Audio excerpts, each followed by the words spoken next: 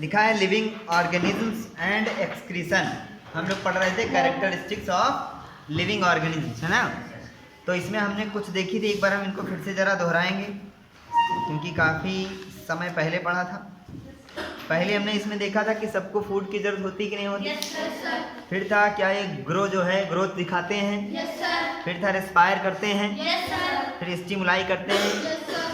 Stimuli क्या करेंगे, respond करते हैं कि नहीं, स्टिमुलाई पर रिस्पॉन्ड करते हैं कि नहीं। अब इसके बाद अगला आता है कि क्या ये सब एक्सक्रीशन करते हैं। लिविंग ऑर्गेनिज्म जितने भी होते हैं क्या वो सारे के सारे एक्सक्रीशन करते हैं। तो देखते हैं हम लोग, लिखा है इसमें उत्सर्जन, अपने बॉडी से वेस्ट प्रोडक्ट्स को बाहर निकालना एक्सक्रीशन कहलाता है। लिखा है all organisms need food, not all the food that is eaten is completely used, only a part of it is utilized by the body. What happens to the rest? This has to be removed from the body as waste. समझ रहे हो कुछ। हमारी body को अभी हमने एक characteristic पढ़ी कि जितने भी ऑर्गेनिज्म होंगे लिविंग उन सबको फूड की जरूरत होती है। अब वो जो फूड लेते हैं, इनटेक करते हैं, उसका वो पूरा का पूरा इस्तेमाल नहीं होता है, उसमें से ज़रूरी है वो बॉडी हमारी ले लेती है और बाकी का उसको बाहर निकालना रहता है। ठीक, लिखा है our body produces some waste in other life processes also, the process of getting rid of waste by organisms is known as excretion. Question कभी पूछा जाए व्हाट इज एक्सक्रीशन तो उसका आंसर यही लिखोगे। अब हर चीज़ हम लिखवाएंगे नहीं कि कॉपी पे लिखो, तुम्हें खुद दिमाग लगाना है कौन से नोट्स बनाने हैं कौन से छोड़ने हैं। ठीक, तो ये है आंसर किसका, व्हाट इज एक्सक्रीशन का। भले ही ये इस चैप्टर की एक्सरसाइज में क्वेश्चन ना दिया हो, हम एग्जाम में दे सकते हैं। व्हाट इज एक्सक्रीशन क्वेश्चन अगर आता है तो लिखोगे the process of getting rid of waste by organisms is known as excretion. यानी कि जो वेस्ट प्रोडक्ट है, जो बॉडी में वेस्ट होता है, उससे छुटकारा पाना, उसको बॉडी से बाहर निकालना क्या कहलाता है, एक्सक्रीशन। ठीक, अब ये तो हो गया कि एक्सक्रीशन क्या था, ये हमने समझ लिया। अब क्या जितने भी लिविंग होते हैं सबके सब एक्सक्रीशन करते हैं, ये देखते हैं। लिखा है डू प्लांट्स ऑल्सो एक्सक्रीट, बताओ। एनिमल्स का तो हम लोग जानते हैं कि एक्सक्रीट करते हैं, प्लांट्स के बारे में क्या कहना तुम लोग का। हाँ, ट्रांसपिरेशन के द्वारा। ठीक, थोड़ा सा सही। और कोई कई सारे हैं, जैसे तुमने देखा होगा पेड़ अपने टाइम टाइम अपनी पत्तियां छोड़ गिराता रहता है। ठीक, उसके पेड़ की छाल जो है उखड़ती रहती है। और भी बहुत सारे, देखो इसमें लिखेगा दे डू, लिखा है हाँ वो करते हैं, but not as seen in animals, जानवरों की तरीके से नहीं। लिखा है the mechanism in plants are little different, उनकी जो मैकेनिज्म है वो थोड़ी सी हम लोगों से अलग है, एनिमल से थोड़ी सी अलग है। क्या अलग है, लिखा है some plants find it possible to store the waste products within their parts in a way that they do not harm the plants as a whole. कुछ प्लांट्स ऐसे होते हैं जो अपना वेस्ट प्रोडक्ट कहीं निकाल के फेंकते नहीं, अपनी बॉडी में स्टोर करके रखते हैं और उनकी बॉडी से बस थोड़ा सा अलग रहता है ताकि उसके कनेक्शन में रहता उनकी बॉडी में ही रहे। समझ गए, वही हम लोग के इस्तेमाल में आ जाता है। हम लोग बहुत सारी चीज़ें अभी देखो भी पता चलेगा। लिखा है आगे some plants remove waste products as secretions, कुछ प्लांट्स होते हैं जो सिक्रीट करते हैं तरह तरह की चीज़ें। लिखा है excretion is another characteristics common to all organism, यानी कि जितने भी ऑर्गेनिज्म होंगे उनमें सब में एक्सक्रीशन जरूर होगा। अभी हम लोग जितनी चीज़ें पढ़ के आए हैं उसके अलावा एक और पता चला। गोंद जानते हो तुम लोग? देखा है कभी पेड़ में लगा हुआ? तो वो भी तो एक प्रकार का एक्सक्रीशन है, वो उसके किसी काम का नहीं है, लेकिन हम लोग गोंद के लड्डू बना खाते हैं, पता है? खाए हो कि नहीं? कुछ लोग नहीं खाए। हाँ, अब ये जरूरी है थोड़ा सा अगला topic. Do all organisms reproduce their own kind, यानी कि जितने भी ऑर्गेनिज्म होते हैं वो अपने तरीके का रिप्रोड्यूस करते हैं, हाँ या ना? सही बताओ। यही तो मेन उद्देश्य है पृथ्वी पे आने का। हम लोग का उद्देश्य क्या है?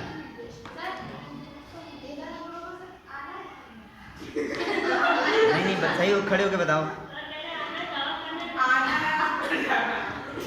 नहीं, किसी को तो पता होगा इस क्लास में। रिप्रोड्यूस मतलब अपने जैसा बनाना, प्रजनन, जैसे तुम्हारे मम्मी पापा ने तुमको बनाया।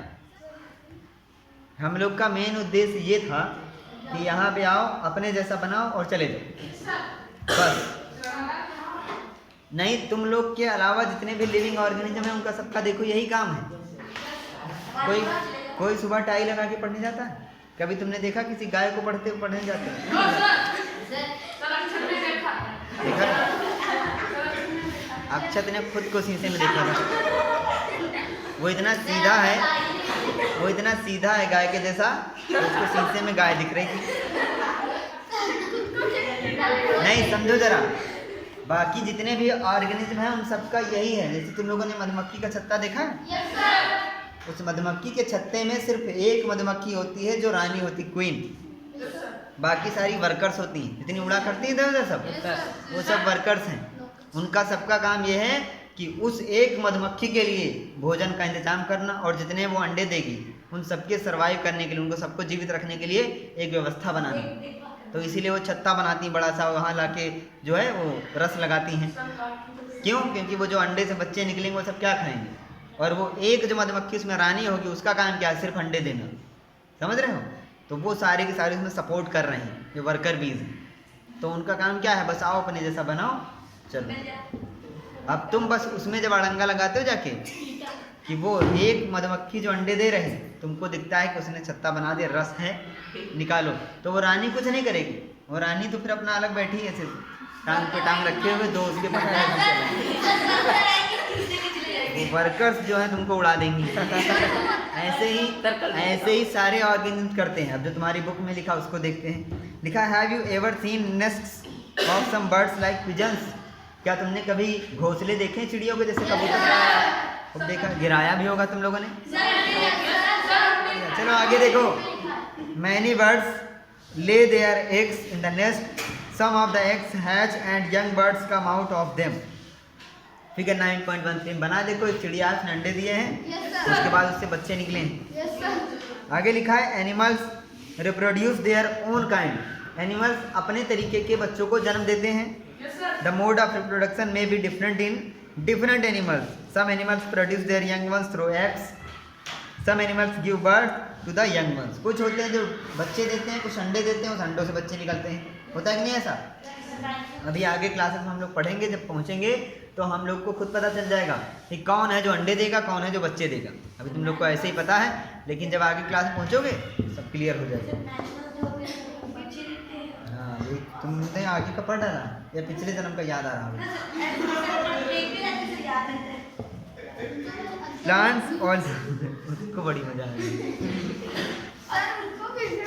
Plants also reproduce like animals. Plants also differ in their mode of reproduction. Many plants reproduce through seeds. अब प्लांट्स का जो है तो एनिमल्स का था, एनिमल्स में बर्ड्स थी, है ना, और एनिमल्स हम लोग के बारे में बताया उन्होंने। फिर अब आते हैं प्लांट्स में। प्लांट्स में भी रिप्रोडक्शन होता है, लेकिन सीड के द्वारा। देखो लिखा है, प्लांट्स जो है वो सीड बनाते हैं। सीड जानते हो? जैसे गेहूं के जो बीज हैं, गेहूं, वो जो गेहूं के पौधे ने वो जो बीज बनाए, किस लिए बनाए? अपने जैसा पौधा बनाने के लिए।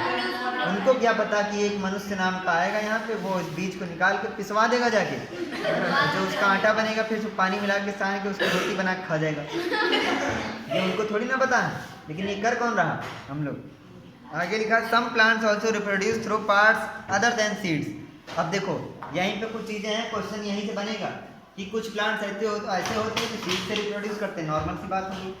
कुछ ऐसे होते हैं जो सीड के बिना भी रिप्रोड्यूस कर सकते हैं। आलू जानते हो? आलू का बीज देखे हो कभी? तो आलू का पौधा अगर हमको निकालना जमीन से तो कैसे निकालेंगे? आलू को ही काट के जमीन में डाल दो, ठीक। हाँ, कुछ बताया देखो। प्लांट जो है 3 तरीके से इन्होंने बताया है। पहला सीड, दूसरा वेजिटेटिव, ये क्या है, यानी कि उसके खुद के फ्रूट्स को काट के जमीन में डाल देना, और उनके स्टेम, उनकी डाल को काट के लगा देना। उनकी कटिंग मिलती है, तुम लोग नर्सरी पे जाते हो, पता है? अच्छा, इसमें एक एक्टिविटी दी गई है, इसको समझने से पहले हम एक क्वेश्चन पूछना चाहेंगे। देखिए तुम लोग को पता है कि नहीं। मान लो अभी गर्मियों का सीजन चल रहा है, तुम्हारी बाग में आम लगे हुए हैं, तुमने दशहरी का एक आम खाया, उसके सीड को जमीन में दबा दिया, तो जो पौधा निकलेगा उसमें कौन सा आम निकलेगा?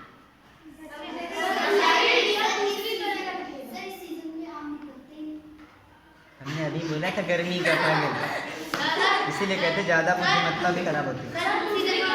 हमने अभी कहा था मान लो गर्मी का सीजन चल रहा है, गर्मी के सीजन में दशहरी आम खाया, उसी के गुठली को, दशहरी के गुठली को जमीन में दबा दिया। अब जब पौधा निकला उसमें कौन सा आम निकला? दशहरी का। कितने लोग कह रहे हैं कि दशहरी का निकलेगा? दशहरी का नहीं निकलेगा, उसमें कोई भी निकल आएगा। अगर तुम्हें उसमें दशहरी का लगवाना है तो उसके लिए क्या करना होगा, कौन बताएगा? देखो एक्टिविटी 5 लिखा है, take a cutting from a rose और अ मेहंदी प्लांट। सबके घर में रोज का प्लांट है? इसके घर में रोज का नहीं, मेहंदी का तो होगा ही। रोज या मेहंदी का एक प्लांट का एक कटिंग लेना है, fix it in the soil and water it regularly. उसको जमीन में फिक्स करना है और उसको रेगुलरली पानी देना है। रेगुलरली का मतलब क्या है? जब वो सूखने वाला लगे तो फिर उसमें पानी, ये नहीं कि दिन भर में हर एक घंटे में डालने गए पानी। What do you observe after a few days? कुछ दिनों के बाद तुम्हें क्या वहाँ पे देखने को मिलेगा? लिखा है it may not be easy to grow plants from cuttings. Cutting से प्लांट्स को उगाना आसान नहीं है। ठीक, do not be disappointed if your cuttings does not grow. अगर तुम्हारे कटिंग से पौधा नहीं निकला तो निराश नहीं होना है। Talk to a gardener. किसी माली से बात करना, किसान भैया से बात करना। If possible, on the care to be given to cuttings to make them grow into plants. किसान भैया से पूछना है कि कैसे जो है कटिंग्स को लगाते हैं, आज जाके पूछना। ठीक है, अभी कह दो कि हमें उसका रोज को हिंदी में क्या कहते हैं? गुलाब का पौधा लगाना है। क्या लिविंग थिंग्स रिप्रोड्यूस नहीं, living things produce more of their own kind through reproduction. It takes place in many different ways for different organism. यानी कि लिविंग थिंग्स में जितने भी लिविंग थिंग्स होंगे उनमें रिप्रोडक्शन जरूर होगा, अब वो चाहे अलग अलग तरीके से भले होगा जरूर। ठीक, निष्कर्ष हमारा ये लिखा है, देखो, डू ऑल ऑर्गेनिजम्स मूव। क्या जितने भी ऑर्गेनिजम्स होते हैं वो सब मूव करते हैं? हाँ या ना? अभी कैसे बताया था थोड़ा सा। देखो चैप्टर 8 में हम अभी रिसेंटली पढ़ के आए हैं बॉडी मूवमेंट्स। क्या पढ़ के आए हैं? बॉडी हाँ, तो उसमें हमने वेरियस एनिमल्स के बारे में पढ़ा था। किसका पढ़ा था? अर्थवर्म का पढ़ा था, स्नेल का पढ़ा था, स्नेक का पढ़ा था, फिश का पढ़ा था, है ना? और अपना भी पढ़ा था। वीडियो भी देखी थी उसकी। जिसने नहीं देखा तभी जाके देख सकता है। लिखा है आगे, they move from one place to another and also show other body movements. हमने ये भी देखा था कि वो एक जगह से दूसरी जगह भी जा रहे थे और साथ ही साथ उनकी बॉडी के अंदर भी बहुत सारे मूवमेंट हो रहे थे। जैसे हाइंड जॉइंट हमारी बॉडी में है, हाइंड जॉइंट जैसे हमारी बॉडी के अंदर है, तो जरूरी थोड़ी ना कि हम एक जगह से दूसरी जगह मूव ही कर रहे हो तभी वो चलेगा। हम ऐसे खड़े हैं, देखो हाथ हमारा चल रहा है तो हाइंड जॉइंट मूवमेंट हो रहा है। आगे लिखा है, व्हाट अबाउट प्लांट्स। प्लांट्स के बारे में क्या कहना चाहो? लिखा है, डू दे ऑल्सो मूव। क्या वो भी मूव करते हैं? बताओ, इतना तो बताओ ना। कौन सा प्लांट को मूव करते हुए देखा? प्लांट को मूवमेंट करते हुए देखा है? तो फिर ये तो बताओ, हर चीज पता ही नहीं है। आगे, plants are generally anchored in soil, they do not move from one place to one another place. देखो हमने एक बार और कई बार कहा है कि एनसीईआरटी में जहाँ पर भी लिखा हो जनरली, यूजुअली, ये सब वर्ड जहाँ पे यूज किया गया, बट वहाँ पे ही खेला कर देते हैं वो, वहीं पे खेल हो जाएगा, क्वेश्चन वहीं से बन जाएगा और तुम रह जाओगे। देखो हम लोगों को बचपन से पढ़ाया गया है और हमने देखा भी है कि प्लांट्स जो है मूवमेंट नहीं करते हैं, सब लगे होते हैं एक जगह जमीन में, है ना? लेकिन कुछ ऐसे प्लांट्स होते हैं, तुम लोग 5th क्लास की अपनी साइंस की जगह में जो ईवीएस चलती थी उसमें पढ़ के आए होगे कि कुछ होते हैं फ्लोटिंग वाटर, जो पानी पे फ्लोट करते हैं, फ्लोटिंग वाटर प्लांट्स। तो वो तो एक जगह से दूसरी जगह चल के चले जाते हैं। बन गए क्वेश्चन यहीं से। ट्रू फॉल्स में दे दें कि जो प्लांट्स हैं वो मूवमेंट नहीं करते, एक जगह से दूसरी जगह जाते हैं कि नहीं जाते? तुम लिखोगे नहीं जाते, नंबर गया तुम्हारा। अब देखो समझो, आगे देखो लिखा है, however various substances like water, minerals and the food synthesised by them move from one part to the other part of the plant. यानी कि उस प्लांट के अंदर बहुत सारी चीजें, मिनरल्स, वाटर, न्यूट्रिएंट्स और जो फूड बना रहे हैं वो सब एक जगह से दूसरी जगह चल रहा है कि नहीं चल रहा, लेकिन वो प्लांट नहीं चल रहा। ठीक, आगे लिखा है have you noticed any other kind of movement in plants, opening और closing of flowers, do you recall how some plants show movement in response to certain stimuli. यानी कि हमने इसके अलावा भी कई सारे मूवमेंट प्लांट्स में देखे हैं। उनके देखो फूल जो होते हैं सुबह सुबह तुम देखो कि खिल जाएंगे, मतलब रात में बंद हो जाएंगे। उनकी पत्तियां देखो सुबह दूसरे तरीके की, रात को शाम को दूसरे, ऐसे होता है कि नहीं होता। और देखा कुछ प्लांट्स ऐसे होते हैं जो सर्टेन स्टिमुलाई के प्रति रिस्पॉन्ड भी करते हैं। जैसे तुम लोग को अगर स्टिमुलाई दिया जाए रिस्पॉन्ड करोगे, तो लिविंग हो। वैसे प्लांट्स भी हर स्टिमुलाई के प्रति रिस्पॉन्ड करते हैं। जैसे अगर एक प्लांट की एक ब्रांच को काट दिया जाए तो क्या उस पर कोई फर्क पड़ेगा? पड़ेगा। वो तुम लोग को भले डायरेक्टली ना दिखे, उसके ऊपर बहुत बड़ा फर्क पड़ेगा। ऐसे कुछ प्लांट्स ही होते हैं जैसे टच मी नॉट, छुई में जानते हो, उसको छू के देखो तुरंत रिस्पॉन्ड करता है वो। आगे देखो we also have some non living things moving of course. हम लोगों ने बहुत सारी नॉन लिविंग चीज़ों को मूवमेंट करते हुए देखा। बस देखो, कार, साइकिल, दिखा है सब। बॉल को है ऐसे जमीन पे लुढ़का दो, देखो लुढ़कती रहेगी, तो वो मूवमेंट कर रही, लेकिन प्लांट नहीं कर रहा, तो क्या प्लांट नॉन लिविंग हो जाएगा? नहीं। इवन हम लोगों ने क्लाउड्स, बादलों को भी मूवमेंट करते हुए देखा है, तो क्या क्लाउड्स जो है लिविंग है? नहीं। आगे लिखा है there is such a variety of living organisms but all of them show some common characteristics. जितने भी लिविंग होंगे उनमें सब कुछ ना कुछ कॉमन कैरेक्टरिस्टिक्स होंगी ही।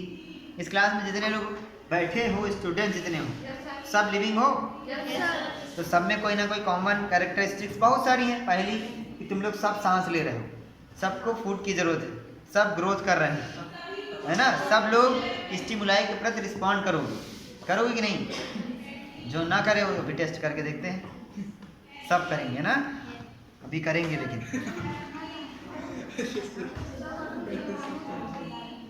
सबसे ज़्यादा एक और कैरेक्टरिस्टिक है हम लोग की, जो इस क्लास में बैठे हैं सब लोगों की, कि ये सारे के सारे एक दिन मरेंगे। ऐसा कोई है इस क्लास में जो किसी दिन नहीं मरेगा? जितने लिविंग हैं ये सब एक दिन इनकी मौत निश्चित। ठीक है, तो अब देखो जैसे बादल है, क्या बादल किसी दिन मरेंगे? No sir. बस किसी दिन मरेगी? देखो ये नहीं, हटारा हो जाएगी, बनवा लो। लिखा है because organisms die, particular types of organisms can survive over thousands of year only if they reproduce their own kind. देखो एक बात को जरा ध्यान समझोगी। अभी तो हम लोग एकदम साधारण सी बात पढ़ के आए कि जो भी लिविंग होगा वो एक ना एक दिन मरेगा, लेकिन जो भी लिविंग होगा वो खुद तो मर जाएगा, लेकिन अपने जैसा बना के जाएगा। यानी कि जैसे मनुष्य हैं ऐसे ही वो खुद तो मर जाएगा, लेकिन वो अपने आप को, अपने मनुष्य जात को बना कर रख के जाएगा। और ये वो चाहेगा कि जितने सालों तक चल सकता है, हजारों लाखों साल तक चले, तो वो अपने जैसा बना के ही जाएगा।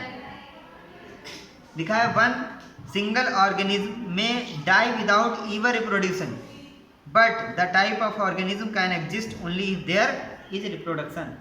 यानी कि हम लोग अगर रिप्रोडक्शन करेंगे तभी हम लोग की जो क्या है आगे जनसंख्या बढ़ेगी, आगे हम लोग का जो जीवन चलेगा।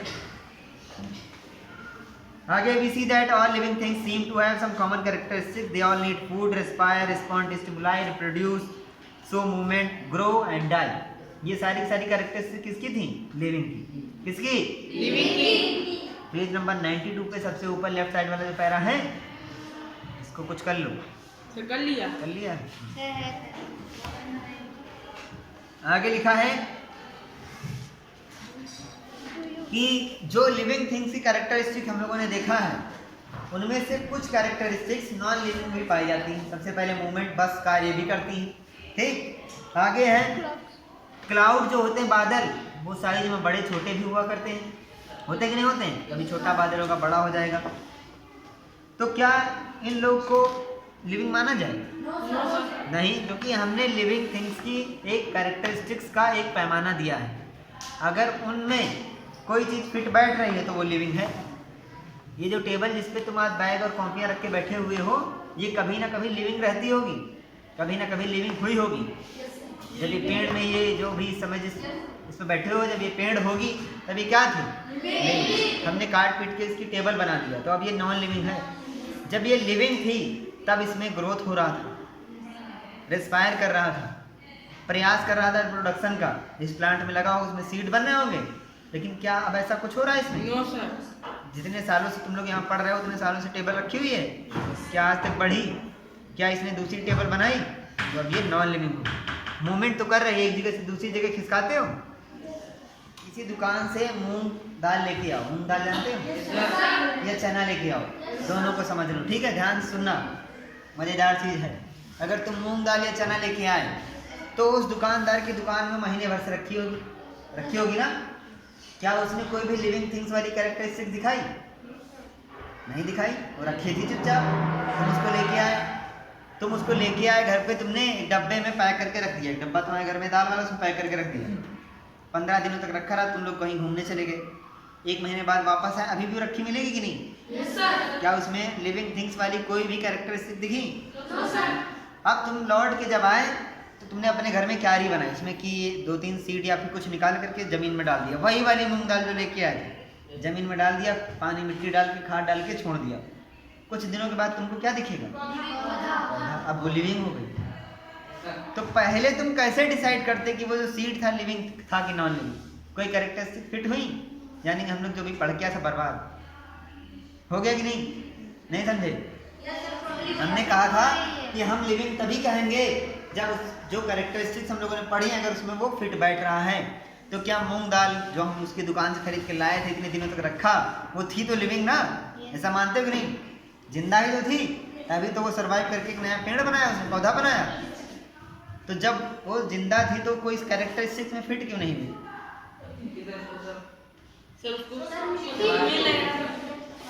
तो लिविंग कैसे थी? हम उसको लिविंग क्यों कह रहे हैं? नॉन लिविंग कहें फिर? कुछ देखो हम लोग अपने, देखो ये सारी कैरेक्टरिस्टिक्स, ये सब जो हम लोग पढ़ रहे हैं सब किसने बनाया? ह्यूमंस ने। क्योंकि हम लोग के पास क्या है? ब्रेन। तुम लोग के पास है? Yes sir. तो अपने ब्रेन से भी हम लोग सोच सकते हैं, अपने कुछ दिमाग से भी सोच सकते हैं कि लिविंग है कि नॉन लिविंग है। केस कुछ ऐसे भी हम लोग को मिलेंगे, कुछ मामले ऐसे भी हम लोग को मिलेंगे जहाँ पर ये कैरेक्टरिस्टिक्स फिट नहीं बैठेंगे। जैसे अभी तुम पढ़ के आए हो, अब तो ऑटोमेटिक कार आ जाएंगे, रोबोट आ जाएंगे जो एआई पे चलेंगे, जिन्हें तुम जैसे घर से तुम लोग चले आए, मम्मी तुम्हारी काम पे चले गई, पापा चले गए, तुमने एक रोबोट रखा हुआ, तुम उसको बता के गए, हम लौट के आएंगे, कपड़े साफ कर देना है, घर में पोछा कर देना, बर्तन धुल जाए, ठीक, और ऊपर ये सारी किताबें वहाँ पे सेट कर देना। तुम लौट के आओगे, सब कर देगा कि नहीं कर देगा? तो क्या वो लिविंग है? कैरेक्टरिस्टिक्स तो सारी उसमें है, लेकिन वो लिविंग नहीं है। ये कौन बता रहा है? हम लोग का जो ब्रेन, ठीक। तो कुछ केसेस ऐसे मिलेंगे इसमें ये कैरेक्टरिस्टिक्स फिट नहीं बैठेंगी, फिर भी हम लोग अपनी बुद्धिमत्ता के हिसाब से सोच करके बता सकते हैं, ठीक। अच्छा, अब इसके बाद लिखा है बहुत भयानक क्वेश्चन, ब्लू लाइन से देखो लिखा है, जीवन क्या है? जाते हो किसी वहाँ सत्संग में जाते हो, जागरण में, भंडारे में, बाबा आते हैं, वो माइक में बैठते हैं, बढ़िया वहाँ पे अगरबत्तियाँ जल रही होती, वो पूछते हैं जीवन क्या है? ध्यान सुनते हो, तो बताते हैं वो, है ना। चलो अब हम लोग बताते हैं जीवन क्या है। तुम लोग के सामने में लिखा है, देखो अपना जो हाथ है बोरी, एक गेहूँ की बोरी में डालना है, जब कल हम लोग परसों पढ़ा था, हमको उसके अंदर कुछ गर्म, कुछ गुनगुनापन महसूस हुआ। लिखा है there is some heat being produce inside the sac of wheat. उस गेहूं की बोरी में भी हमको कुछ गर्मी महसूस हुई, है ना।